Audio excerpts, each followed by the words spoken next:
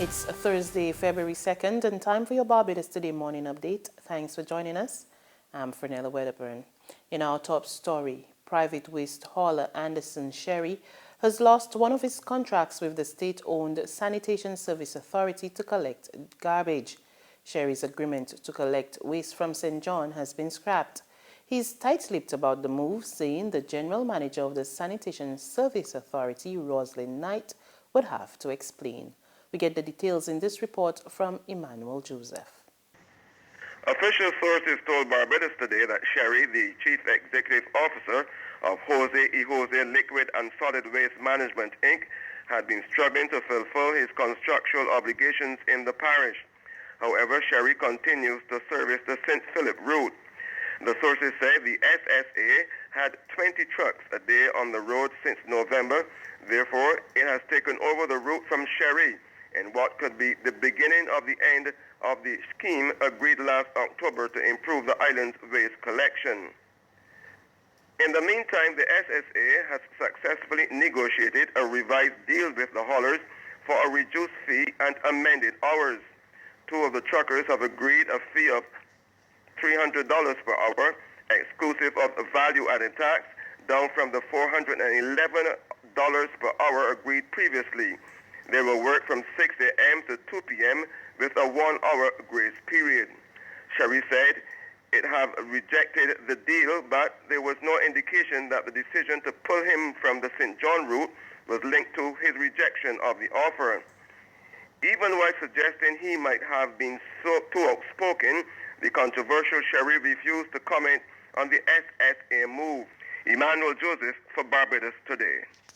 A Barbados Labour Party political hopeful charges that Barbadians are in such dire straits that some families are being forced to resort to ramen noodles and sardines for breakfast.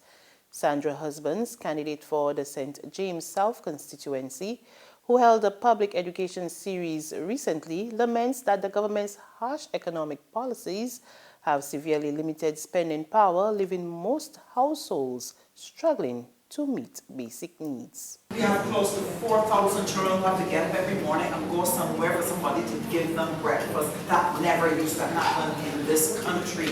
Never used to happen. Children got up on mornings and could say if they want cornflakes, or nuggets,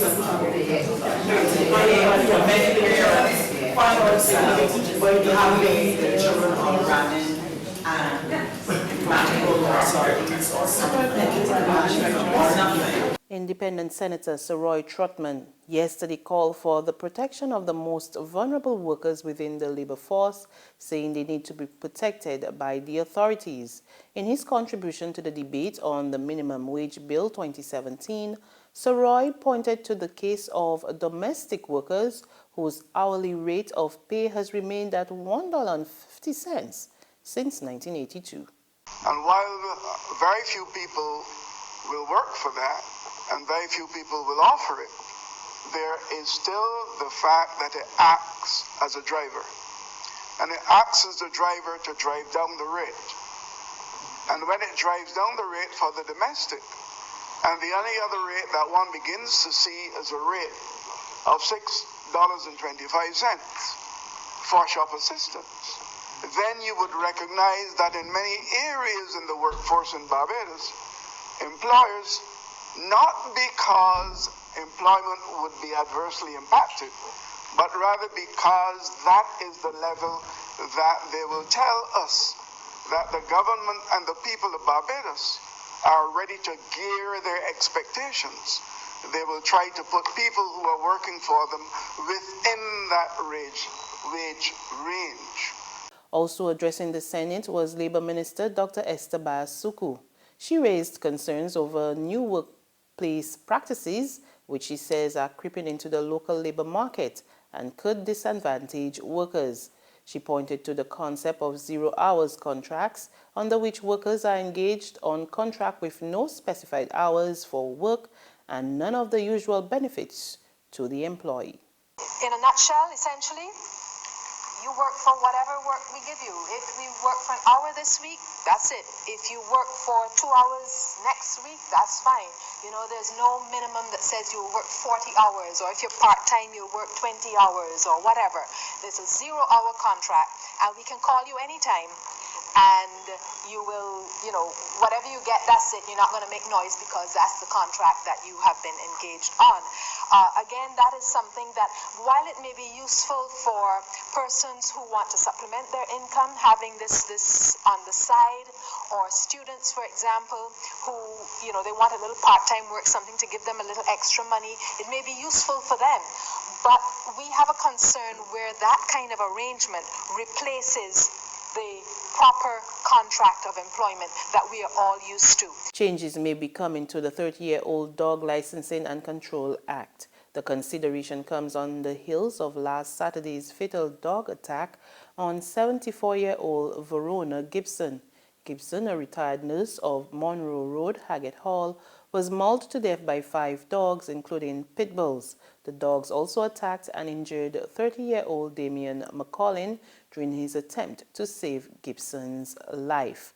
Health Minister John Boyce says authorities will examine the legislation with a view to making changes. I certainly think that it has to be strengthened, and the public cooperation in this regard has to be more aggressively enforced. So, and I think that's an experience with all of us. We live in villages, of course, in Barbados, and we know what goes on. So, obviously, we will have be charged with making sure that this message gets out there and that the public cooperates more, or cooperates totally, in making sure that the objectives of the Animal Control Act are properly observed. In sports, combined campuses and colleges Marooners received some harsh lessons last night against Barbados Pride in round 5 of the Regional Super50 Zone B Day-Night Championship match held at the Kensington Oval. Batting first, the Pride marched to an imposing 294 all-out and then blew away the CCC Marooners for 94 to win the encounter by 200 runs. It was the Barbados Pride's 4th victory on the trot and their most comprehensive win of the tournament so far. There's regional and international news after this short break.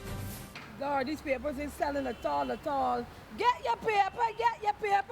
Only $2.25, get your paper, miss. Look, take it, I can pay for it. Barbados today, all the way.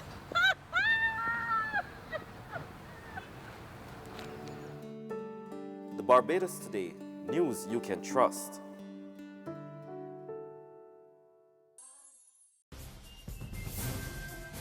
To news from the region, the murder toll in St. Lucia climbs to 13 as the country recorded a double homicide yesterday. In this report from HTS News Force, we hear that police are investigating the brutal slaying of a couple inside their home.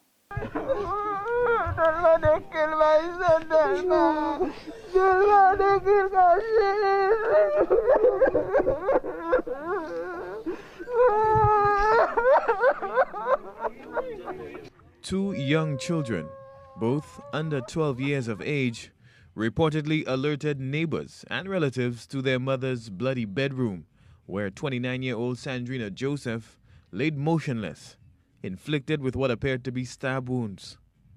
26-year-old Jeffrey Abella, less than a foot away on the bedroom floor, was discovered lying face down, also with several apparent stab wounds. Officers attached to the Criminal Investigations Department, Castries, received a report reference to a double homicide at Activille, Leclerc today, Wednesday, the 1st of February 2017, about 7:15 a.m.